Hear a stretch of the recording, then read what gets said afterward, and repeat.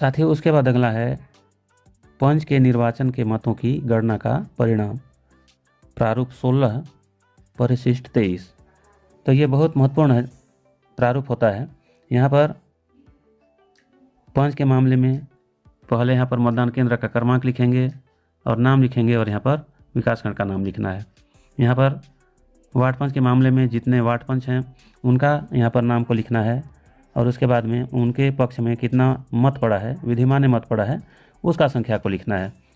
उसके बाद विधिमान्य मतों की कुल संख्या इसको लिख देना है, खारिज किए मतों की संख्या को लिखना है और डाले गए मतों की कुल संख्या को लिखना है। तो यहाँ पर पहला और दूसरा का योग तीसरा के बराबर होना चाहिए। साथ ही उसके बाद अगला है सरपंच के निर्वाचन के मतों की गणना का परिणाम।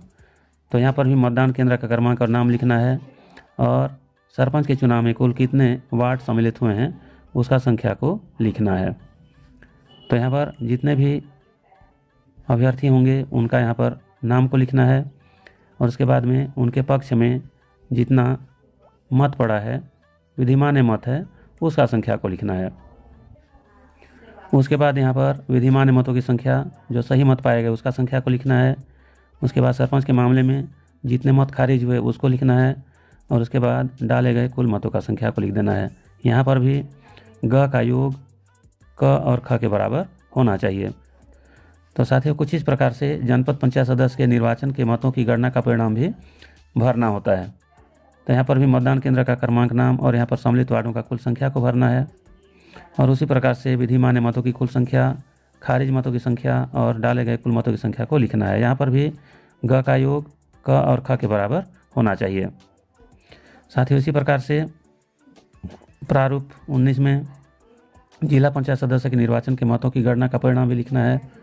जितने भी अभ्यर्थी होंगे उनका सरल क्रमांक लिखना है और यहाँ पर नाम लिख देना है और उनके पक्ष में जितने भी विधिमान्य मत डाले गए हैं उसका संख्या को लिखना है। उसके बाद विधिमान्य मतों की कुल संख्या, खारिज मतों की कुल संख्या और डाले गए कुल मतों की संख्या को यहाँ पर लिख देना है। यहाँ पर भी ग का योग या ग के बराबर क और ख का योग होना चाहिए। त्रिस्तरीय पंचायत निर्वाचन कार्य में किस प्रकार से पीठासीन अधिकारी, मतदान अधिकारी क्रमांक 1, मतदान अधिकारी क्रमांक 2, मतदान अधिकारी क्रमांक 3 और मतदान अधिकारी क्रमांक 4 को कार्य करना है और निर्वाचन कार्य कराने के लिए कौन कौन से मतदान सामग्री मिलेंगी और पीठासीन अधिकारी और मतदान अधिकारी क्रमांक 1 को किस प्रकार से मतपत्र लेखा, पीठासीन डायरी, गणना परिणाम, गणना पर्ची को भरना है। इन सभी टॉपिक पर इस चैनल में वीडियो अवेलेबल है। आप चैनल को चेकआउट करके अपना जानकारी को प्राप्त कर सकते हैं। तो आज का जानकारी अगर आपको बढ़िया लगा तो वीडियो को आप लाइक कीजिए, शेयर कीजिए और चैनल में अगर नया है तो इस चैनल को सब्सक्राइब कीजिए।